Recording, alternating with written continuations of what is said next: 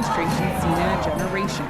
Outrage over police killings of black people has fueled unrest from coast to coast. Tens of thousands took to the streets.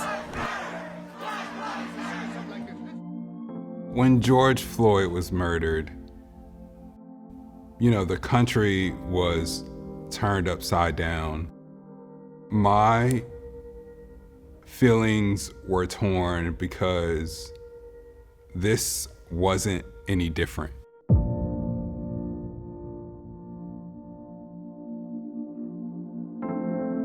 When a black person is slain by the police in this country, especially before George Floyd, there is this counter story that comes out that says, oh, well, that person was not a good person anyway.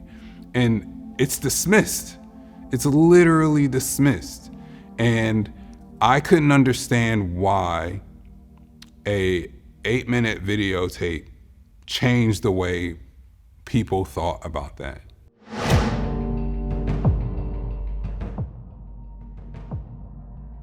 I can remember feeling dazed and confused because of that time. At the end of the day, being born black is a crime to them, and I don't understand why, because we're all human.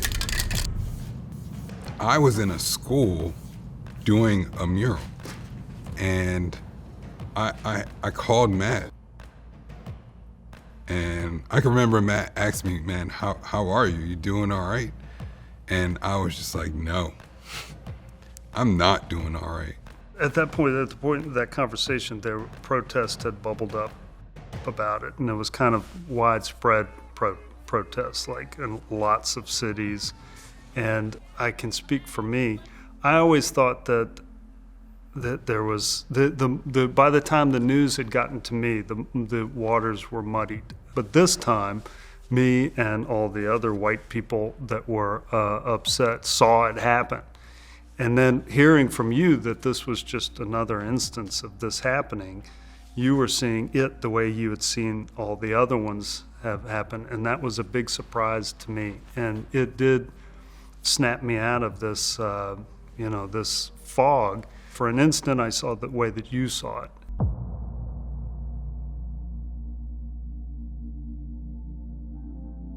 That was something that I had never heard before.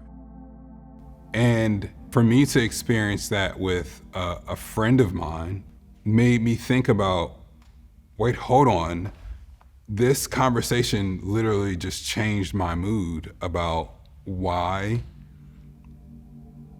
we're in this space and time right now. And it made me want to actually go do something positive.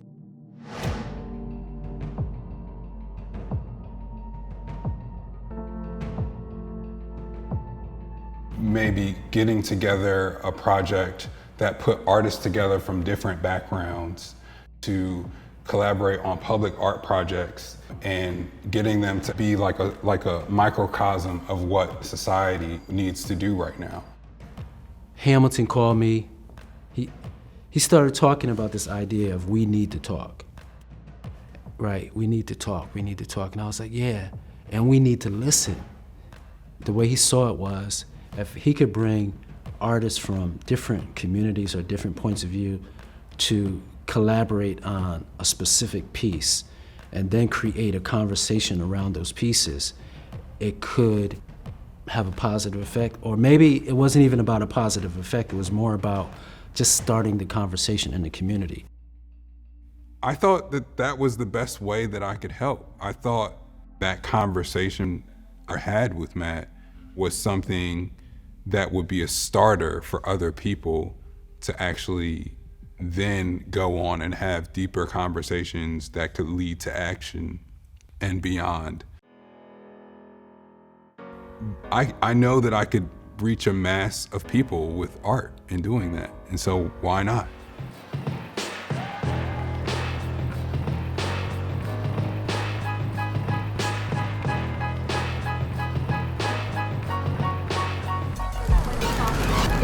The Juneteenth installation with the We Need to Talk stencils in downtown Richmond and having all of those artists show up to start the Mending Walls project was probably the first time I thought this is really going to happen. This is the place to start a conversation, and the way of doing it a little bit more inviting for everybody is to do it creatively.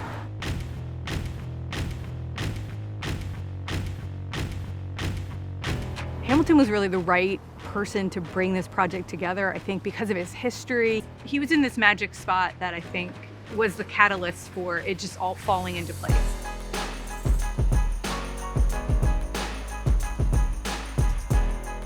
We are about to kick off. If you guys saw the post yesterday, Mending Walls, the exhibit, is happening at the Virginia Museum of History and Culture. It kicked off today. Joe Ornice and Ian Hess are doing their own live wall in the museum. Their wall will be the first Mending Walls. So the plan is to actually do a Mending Wall a week, but I'm working diligently to try to schedule all of them.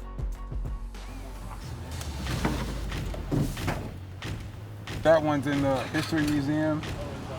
And then every week after that, one starts.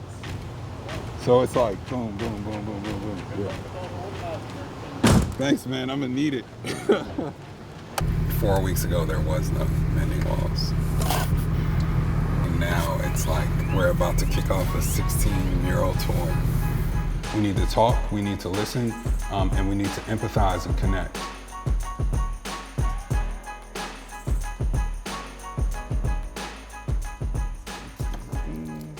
Noah, just wanted to call you to see if you need something specific from the tool bank. Yeah, I have the paint, I have the spray paint, I have some extensions, I have some rollers, some brushes. Extension bowls, we have. Let's take 2 of those. I wanted the artist to really think about what the other had experienced. Understanding that this person is seeing it this way because they grew up different from me. This was a totally different experience. And I think that eye-opening conversation with Matt is how I wanted all of those artists to feel after those conversations with one another. After our conversation, I started thinking about the fact that we have daughters that are almost the same age. And it was like, well, what do we want to tell them, or what do we want them to take from this conversation, or from this shift in social justice moment? I don't want to be explicit. I don't want it to be vague. I don't want to be like nicey nice, but I want to be clear what we're saying. I don't want to be like, well, were they? You know, like, I'll be like, no, it has to present a hopeful idea of how to move forward. I just kept thinking about your design, your texting tape. Yeah. And how that is such a powerful part of the whole project. I started thinking about a monument to the end of racism. And how would that look like? How would a mural work in those same terms? Thinking about history and Richmond's history and institutional racism in our country, I started thinking about old advertising that was painted on buildings that has faded away and yes, you know yes. what I'm talking about,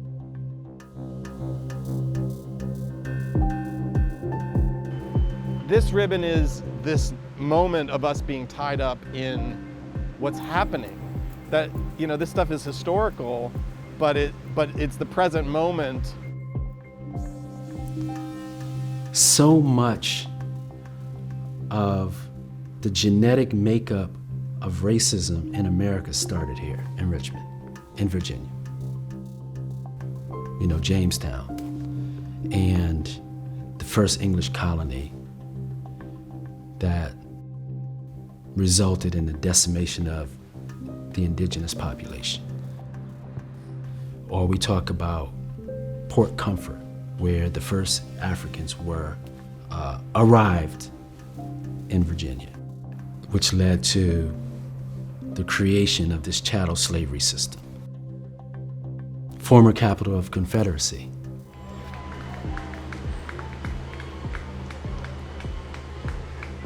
the home of massive resistance to the Brown versus Board of Education decision to integrate schools, shut down schools, shut down public schools.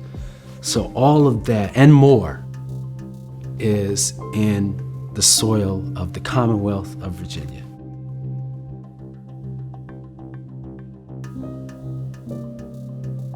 It becomes a conversation around identity, who are we and what are we, and what are we as a city, and then saying maybe we're more than this. And what I love about what we did here is that we presented some idea, right? Like, you can't stand up alone that way, and you have to work together. Reconciliation implies that we were connected or together in the first place, right? We were never connected in the first place. Before we can reconcile, we have to concile. It's that discomfort. Discomfort is going to be part of this process. We are trying to really get people to connect beyond their experiences. This is about working with someone that you don't know. You have to almost compromise in your message and learn something from to work with.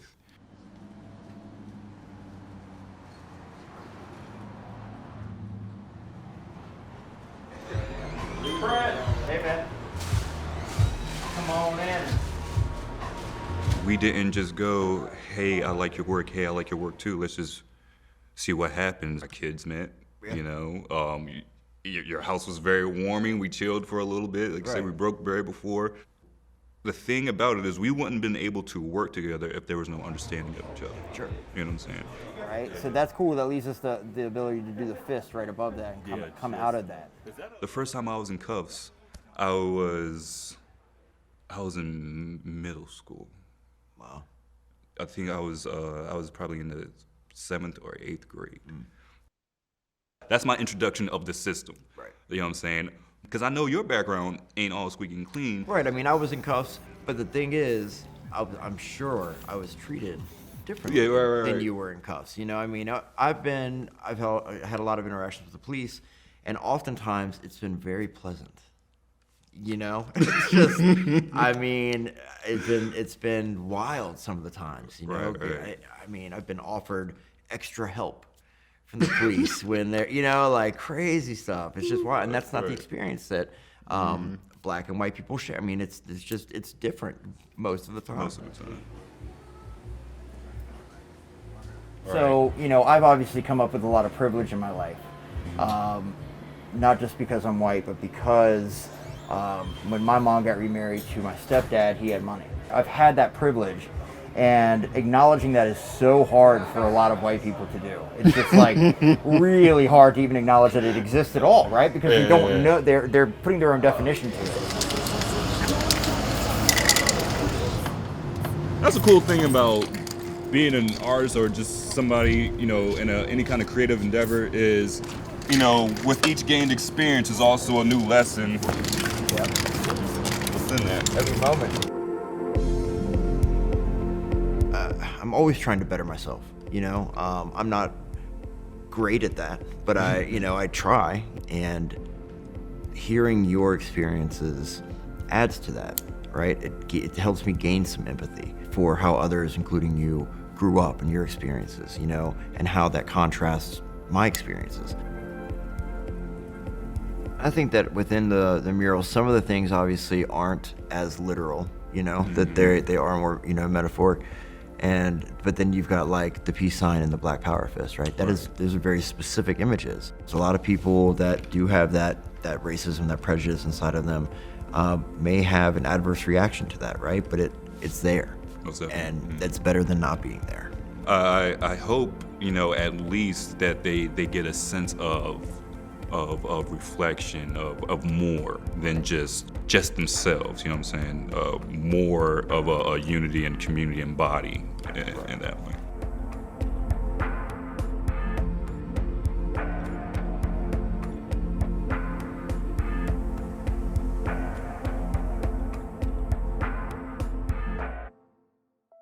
knowing that this has been we've had some challenging moments over the last couple weeks. This has put a mirror in front of Richmond's face and has asked us a question whether or not we like the reflection that's coming back across from that mirror. I started realizing that they needed to hear from more than just me. I wanted them to hear from protesters on the ground. I wanted them to hear from, government officials. I wanted them to hear from just everyone who had some type of public say in that moment. I've been living in Richmond all my life, and I don't even know who's on my even Avenue. There's so many other things we have to focus on right now. Families are making $9,000 or less in some of these communities. It's 40,000 people living under the poverty line. One of the things that we are doing at Girls for Change, just to share, is really making sure that we're closing the gaps that Black girls face. And that's by advancing their opportunities. So I came on a Mending Walls Zoom call simply because I wanted to give them encouragement. This may have been some of the artists on that call's first example of really stepping out and using their art as a form of activism. And there's a little bit of fear in that.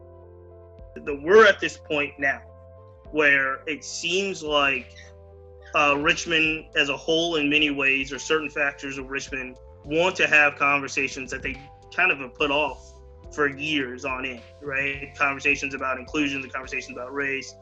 I'm very interested to see how you leverage the moment that we have now, right? And how to transition that and into something that makes a better Richmond. And what does that look like? Art can be an amazing vehicle, murals can be an amazing vehicle in which people can stop, reflect, think, and apply what they're seeing outwardly, inwardly. And hopefully, in the long run, projects like Mending Walls will allow people to take a look at themselves and also change the way they may be seeing the community in a new way that they've never seen it before. I think it gave artists different perspectives, and everyone on those Zoom calls, all the speakers on those Zoom calls had different perspectives. I believe that, since we are in the center of it, that we should play a role in answering those questions about who we are and who we want to be moving forward. And that begins with some serious conversations with our community. Some of it quite difficult, some of it uncomfortable, but much of it very necessary. The only reason why anyone's here right now is because of the people that are on the ground. They're literally sending in the National Guards and spending, the governor just ordered for another $600 grand of our budget to go to a month of policing us in the streets for the National Guard, all to protect property. And it is you all's jobs what to put on that property that is literally more valuable than our lives right now. I know a lot of the artists reached out and had conversations with some of the speakers from the Zoom calls, and that's exactly what I intended. It's just wild.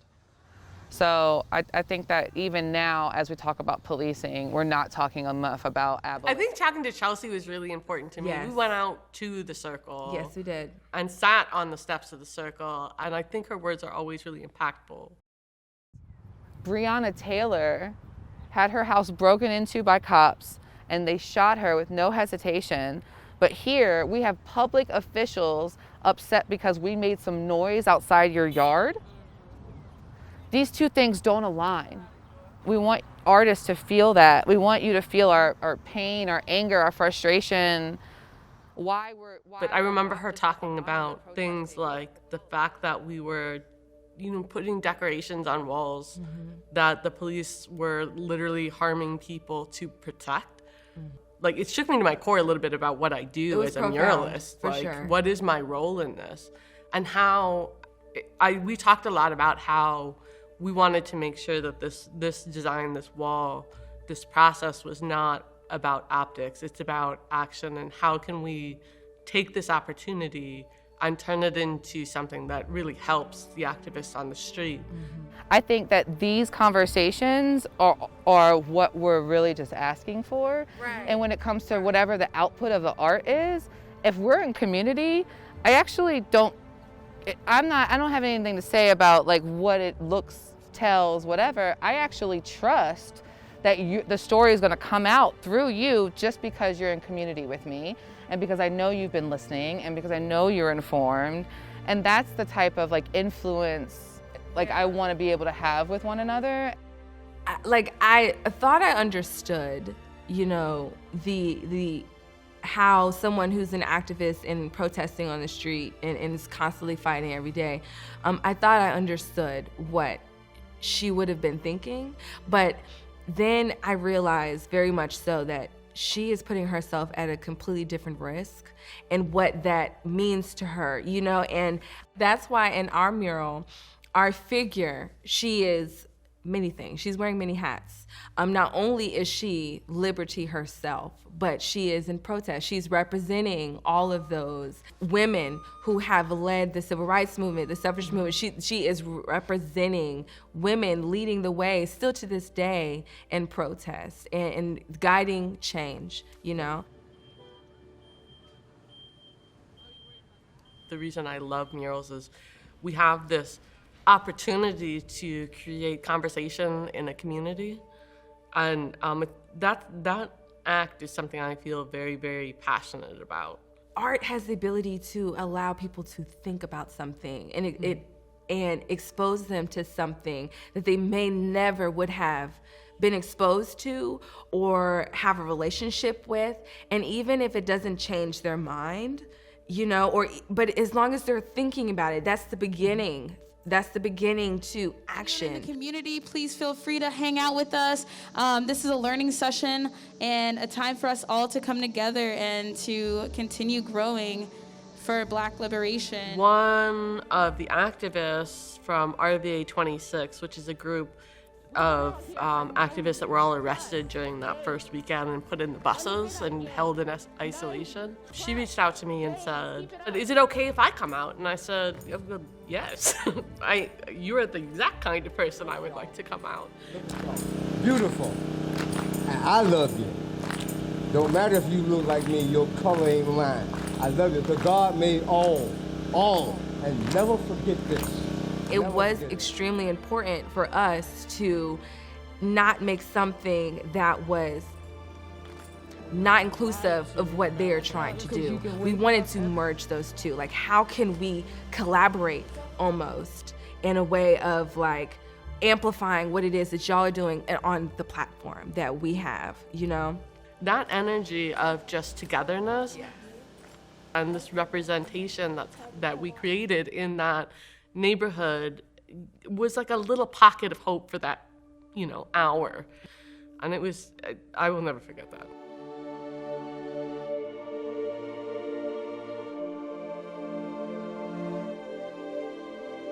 So seeing these mural locations now becoming alive with other artists and dancers and poets and other people who just gather there is really just a part of successful public art. It's creative placemaking at its finest.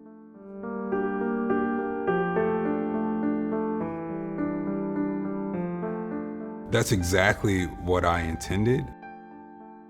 I plan on fostering that in the future and finding other ways to do it.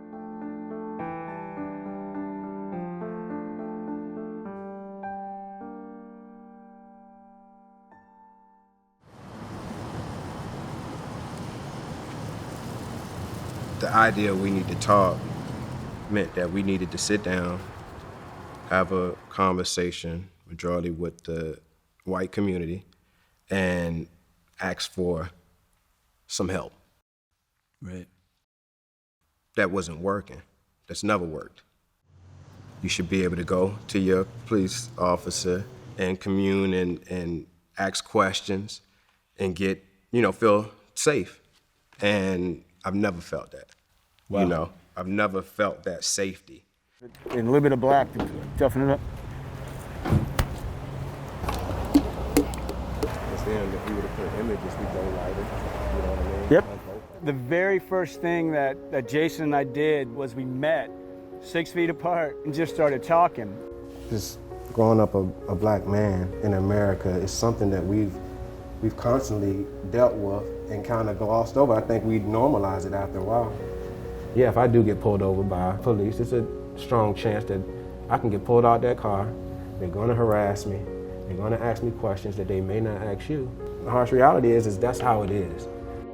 And for me, it was a really nervous thing because I didn't want to say the wrong thing, which I found out I had to. He was great because he opened everything up and said, "You're not going to offend me. Let's talk. Let's get everything out." So we started talking about how we approached art, what we saw in life. We talked about dumb things, really profound things that affected us and our families.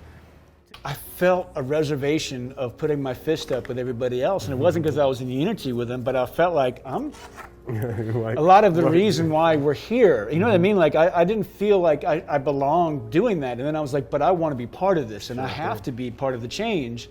And you were like, man, I was at the protest, and I was wondering if that's something that can I hold my fist up? And right. I'm like, listen, yeah, we all do that. It's about unity. Because that was the first thing we put up on the wall. That fist went up, and then everything else kind of, came from that. In my community, it resonated. And I think it shined a light on that piece from the start that was unmatched. I started realizing that life of complacency that I was living. You started seeing how systemic racism hides and plays. I mean, if you remember, we had a gentleman come up to ask us for work, and as soon as the person came up, he looked at you and just immediately thought, you being a young black man, you were obviously working for me, because I was an older white man. So he went right past you and went right to talk to me, which I was absolutely floored by. Right. But what got me, and it almost tears me up, that you said, like, this happens all the time. Right. This is a constant for the black community. Yep. And I didn't even see it until that moment.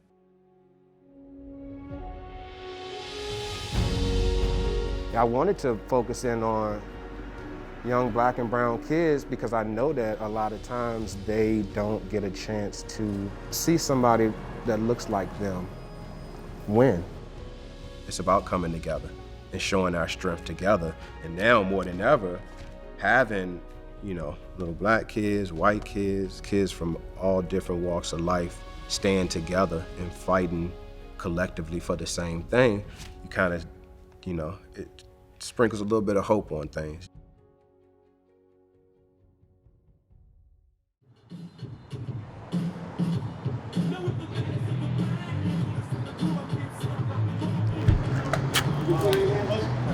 So what we're gonna do, what y'all are gonna work on, is across the top, we have a border we're doing in 4 different colors.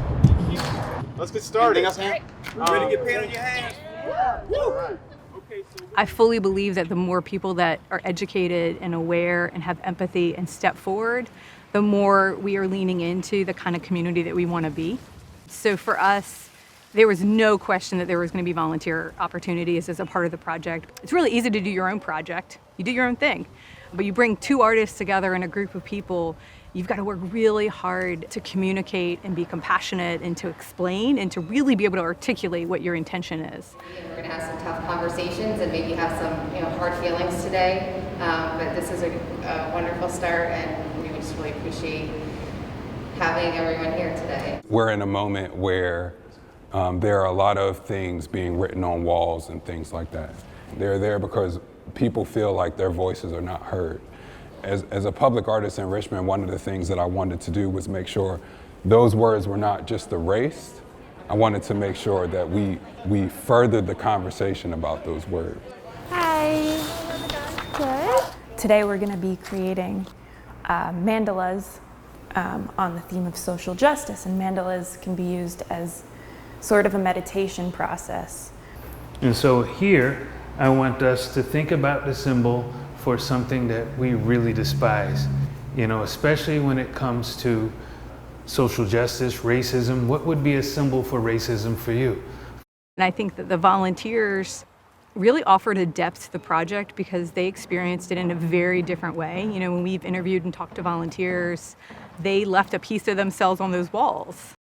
We're going to write on the wall, and then we're going to have like a open dialogue, just to share what you guys have written on the wall.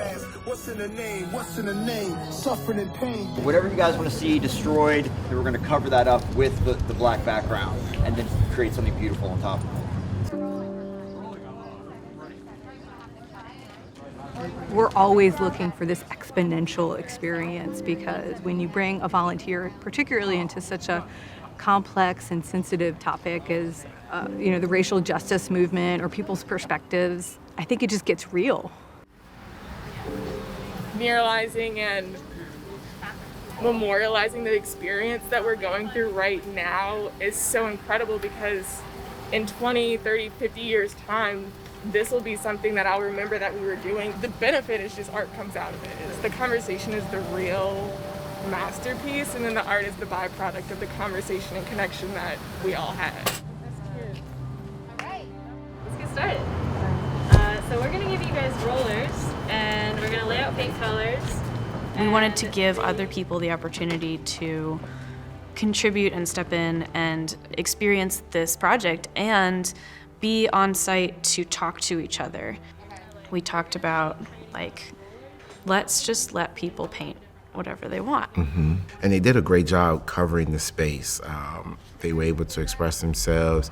Some wrote words, some decided to paint large sections in different colors or use different colors, and some just kind of stayed within the confined little compartment and worked on that piece, and they all turned out great. We stepped back to take a look at it across the street, was like, oh my God, they actually did what we wanted them to do without having to tell them, this is what we were looking for. Yeah. And so it really showcased when you give people the opportunity to just be themselves and explore how those things organically just show up and happen, and it falls in line with what you already have.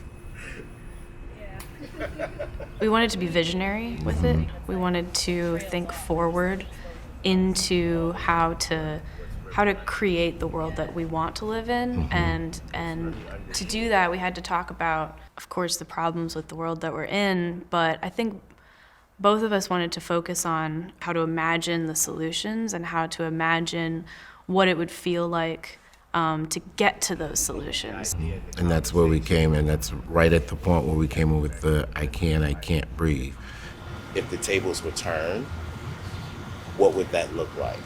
And I think that's a lot of the despair in the African American community. It's like there's no hope, because the conversations, we've had them for hundreds of years, or for centuries and decades and months. But what happens is that chaotic moment turns into, okay, now I can see some type of hope. Now I can see some type of out. I can see some type of, oh, I can breathe. Wow. Okay. Wow. Yeah. Yeah. I like it. Yeah, we could do that. Yeah. We could do that. That'd be cool.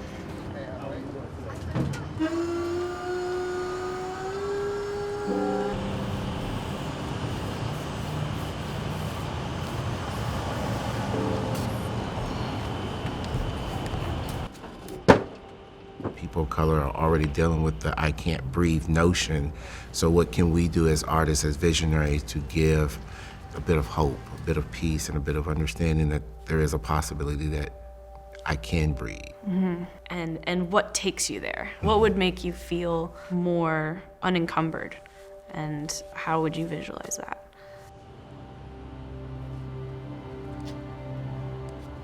When we got Shockoe Bottom, the thought was that was the only mural in Shockoe Bottom, but then the history of what Shockoe Bottom holds, the slave trade that ran through Virginia at that time. Thinking about the water of the river that would bring these ships, and also thinking about the concept of water as atmosphere, and thinking about the turmoil on the top of the water and the deep waters with sustaining and trapping life down there.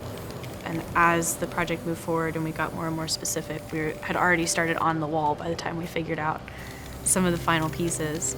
And meanwhile, the world is still unfolding around still us. unfolding, pandemic still going, and unfortunately still having altercations with police brutality.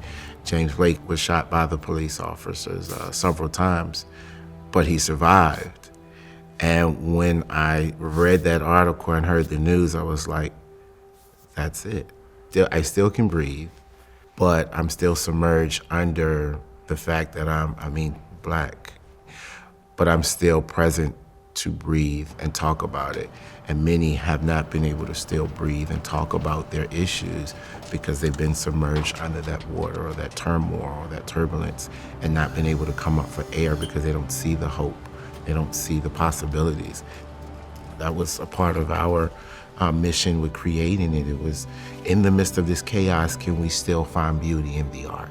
Can we still find beauty in what is happening here? And I think there's beauty in this whole transition where society in this nation is going right now because things are changing.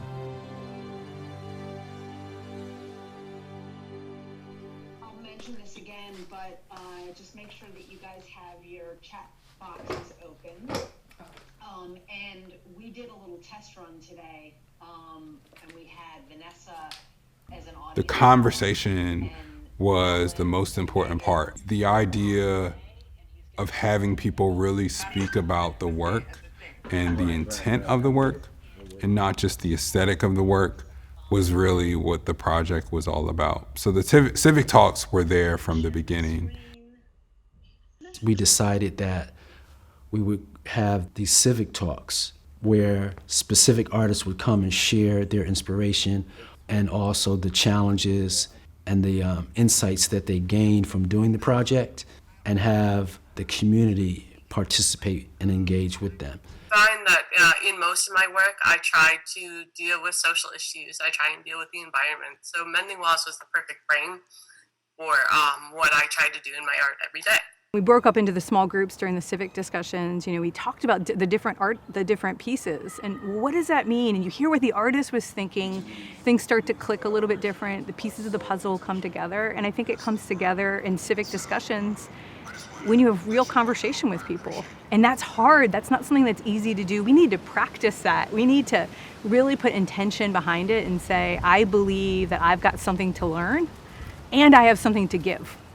You know, our upbringing conditions us to be who we are, to feel what we feel, and, you know, just to kind of experience what we experience. This right here, this is what the project is about.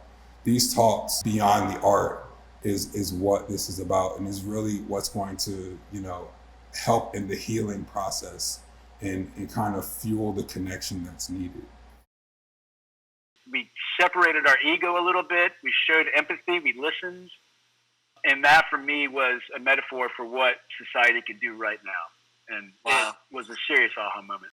The idea of having discussions and dialogues with people who think differently or have questions or really want to wonder, that's how people learn. These murals, I mean, you can't avoid them. You see it out of the corner of your eye. The bright colors draw you in. The bold imagery, it draws you in. You can't not look at it. You can't not stop and say, what's the message here? What's the symbol? And I think that's the point. It's eye-catching. But then when you look at it, there's a whole subverted message and there's a whole subverted idea that we need to talk about. It's open-ended. The idea is to point people in the right direction. You can't control their thoughts or what they're going to do, or you can't predict where they're going to end up. It's up to them, the only thing you can do is kind of lead them with the light, It was actionable. It was something that was geared towards confronting, the conflict, confronting the controversy, confronting the roots of the Confederacy, and bringing it to the table and having a conversation about it.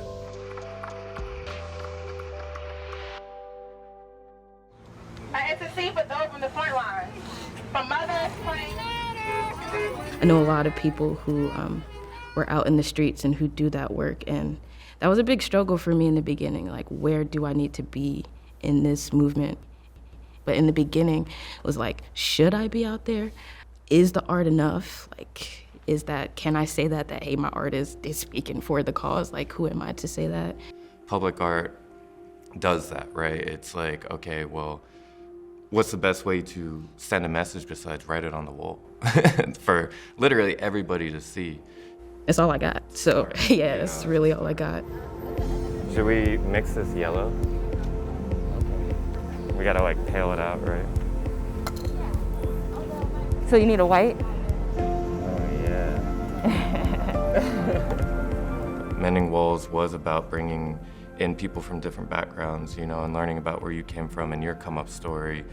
We didn't know each other before we started this project at all. Not to say that we wouldn't have been friends, but I don't know if our paths would have Not crossed like in that any way. at all, yeah. And I think that that was one of the most important factors of Mending Walls and Ham doing this. When people rally around art, it really breaks down those barriers. I'm gonna reduce that a little bit as well, so. But yeah, all right, cool. I'm excited, man. I'm ready. You drove the concept of involving the youth, which I think was a really important topic that wasn't being talked about in the whole movement, right? Mm-hmm. I just saw like a George Washington-esque figure standing and I looked up the actual painting, the Washington crossing the Delaware, and I was like, okay, so we're just gonna remix it. I'm gonna just flip it. I don't know, the Band-Aid on the knee and the Converse. But I designed the figure so that like anybody could look at it and be like, oh, that's me. This image is familiar, right? And it feels familiar in a lot of ways. And this is exactly how the Founding Fathers intended, you know? This is not an end-all, be-all. You need to change, always, according to the times. And putting, you know, a Black figure in that seat of power and position of, you know, in this iconic image that speaks about America, speaks about, you know, when we're not satisfied with something, we change it. That's always been in our nature and our root, you know. And I really, really, really think that that image allows the viewer to be like, okay, I recognize this, but it's like way different. How, why, who is this? Why should I care, you know? Like, why are they in this power position, this figure? It's like, well, this is the next generation, you know? The whole purpose of this wall was to kind of peer into the future, right? And focus more about the youth and be like, okay, they're the catalyst for change. And I feel as though, you know, this image that we have before us, you know, this strong, confident child looking forward into the future, there's a sense of hopefulness.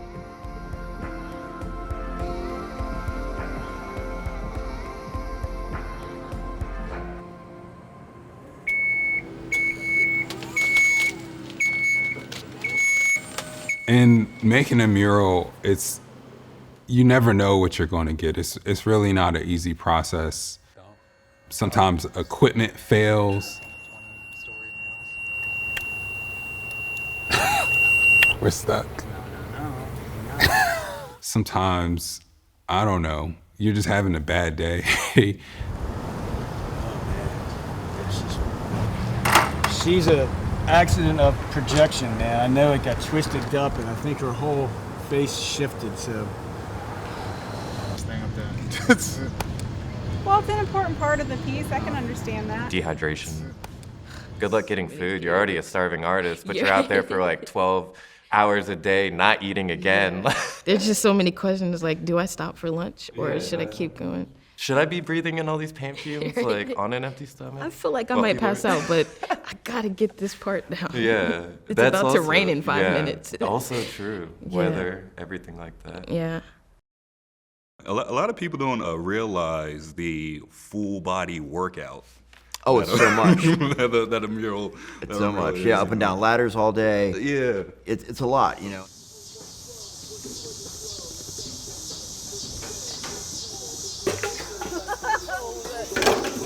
So, I mean, these artists really only had a week to get them done because, you know, we were making these projects in succession. It was week after week after week. And so once Monday hit, it was like, go. Get my last stretches in. So do we have everything? And they had to kind of overcome a lot of those obstacles. What obstacles do we have here? It's really just that sign. I'm doing it! The wind. A lot of the just everyday stuff that goes along with painting a huge wall in the middle of the city. And I drifted in the wrong thing. See? Oh my gosh, can I have another small brush? The walls itself is, you know, that they always present a challenge too, whether they're bricks or stucco or cinder block or already painted, and you have to worry about what they were painted with and whether or not your paint is going to stay. Then you get tired and sore, and you swear that you're never going to do another one. Every time.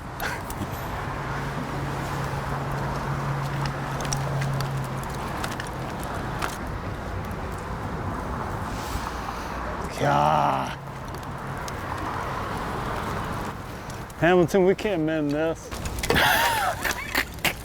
It's beyond repair.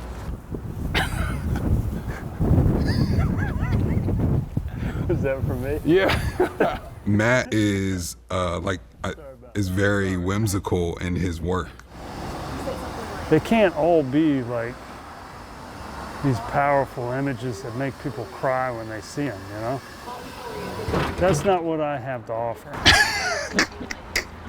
I was thinking, well, hey, let's play around in this. You know what I mean? Like, let's make this a mural that talks about different experiences, but it also doesn't take itself too serious. But we were talking about our childhoods sometime during that time. Yeah. I want the toys to be symbols of a different childhood, because I think that is where the meaning of this piece comes from, like the toys, representing different experiences. I want to know, like, you know, if you show me this list of toys, like what was going on when you had that toy and that kind of thing. In my backyard was like a concrete driveway with a basketball hoop. I woke up 6 a.m. and played basketball till the sun went down. It was us as kids painted on the wall, and then parallel elements, iconic objects or characters in TV shows or whatever that everybody knows who they are, and they have a relationship with that. I was more so just like, what makes me think about my childhood, right? Because my experiences shape me. It's more so just, hey, different experiences. So I thought working with Matt would be a little bit of a break because we knew each other, but it wasn't. Matt was really into this concept. I mean, from the second we got there, he was like, so let's talk. We're supposed to be talking, aren't we? Hey, can I ask you something and you won't get all pissed off at me? Why would I get pissed We're off? on the lip, so I don't want a fist fight up here. And honestly, I had probably the deepest conversation that I've ever had with Matt at that wall, and it's continuing today. We had talked before about out where I live in this neighborhood with lakes and stuff like this, swimming pools and all this. Oh, yeah. And I told you that you would be perfectly fine out there where I live. And you had a mistrust of that. And I was like, Hamilton, it's me. I'm telling you, it's fine out there. I hear you. That takes a lot of trust. Of me? And it's not about you, it's about your experiences. It's about what we're painting right now. Your home is where you feel at home at, right? Like you want to feel comfortable in your neighborhood. And I have many friends who actually live in the suburbs of Richmond. So, but I wouldn't necessarily live there because I just don't feel comfortable there. And I'm scared of getting a neighbor or a neighborhood person that I don't trust. And I mean, like the Ahmaud Arbery story is a perfect example of that, right? And I'm not talking about everyone who lives in that area. I'm certainly not talking about, I know there are great people in that area. Matt lives out there.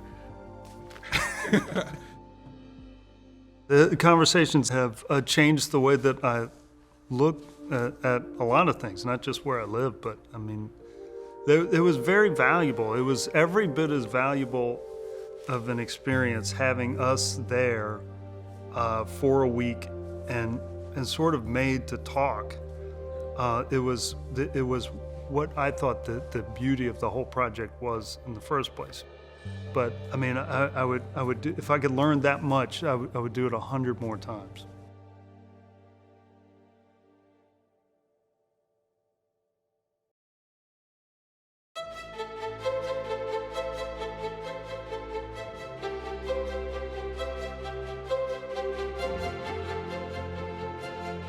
Being able to say we did 16 walls, one per week at least, in a single season, in a single year, is just amazing.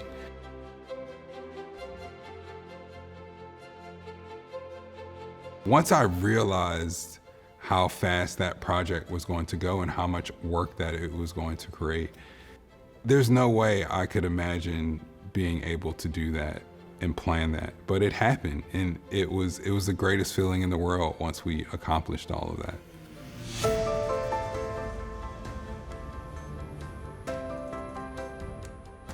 Everybody was looking for this answer of what to do and how to do it, and Hamilton provided a lot of us. Basically, everyone that's in this project was given a gift of meaning and conversation and some action and a sense of connectedness, which we all needed. I think it's elevated the idea of what public art can do.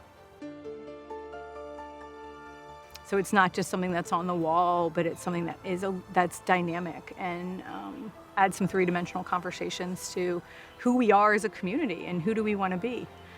I think it can tell our past, it also tells our presence, and it can give us a little bit of a highlight of what's to come or what we hope is to come. I think projects like Mending Walls allow our community, in particular in Richmond, to see in a larger context what's happening and how it can indeed serve not only as a bridge, but a pathway to a better future. There is a presence and a power and a possibility represented in this piece and all of the pieces in the Mending Walls project that I think are extraordinary. I think every Richmonder has the chance to look at some of the work that has been done across the city and to recognize that it belongs to them. And in so doing, they can see for themselves exactly what the future might hold for Richmond.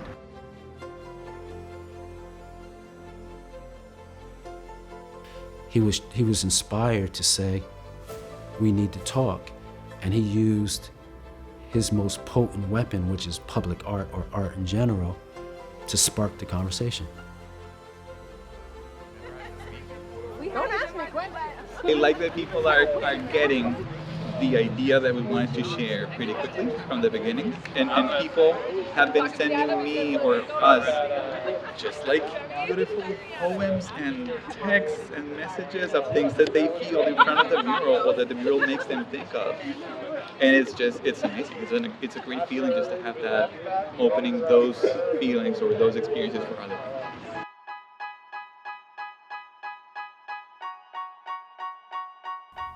Our lives have been improved. Our hearts have been enlarged. Our conversations have been real, and relationships, deep, meaningful relationships, have been established. And of course, there's so much more work that needs to be done, but it's because of these conversations, you know, not specifically Mending Walls, but all of us together as a Richmond community and what every role is playing. And I think that Mending Walls still does play a large role, not the only role, of course, but a large role in being a catalyst and doing what we artists do best, talking through our work. We should be proud of this artist community that we are building and have built that is now coming together to do something. We have to rely on our public arts. Our public arts have a different sort of responsibility to create that conversation through Mending Walls and through work that continues afterwards. We need to keep that responsibility as artists like close to our heart as we move forward.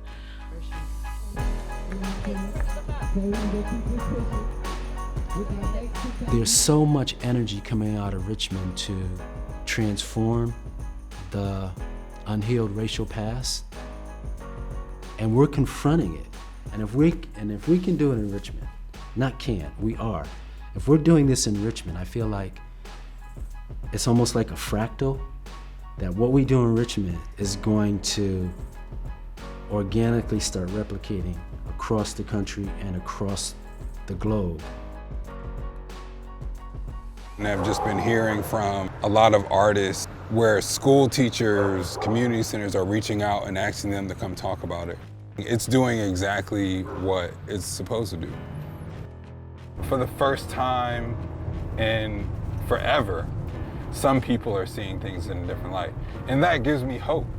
And I won't stop till the wind's all mine and I'm standing on the top of my goal. I won't quit till the goals raise high and I triumph in the face of my foes. I won't stop. I know it's gonna take a lot of pain just to see the game, but I promise that I won't quit till the winners being crowned. Yeah, I swear I feel this right in my soul. I won't stop.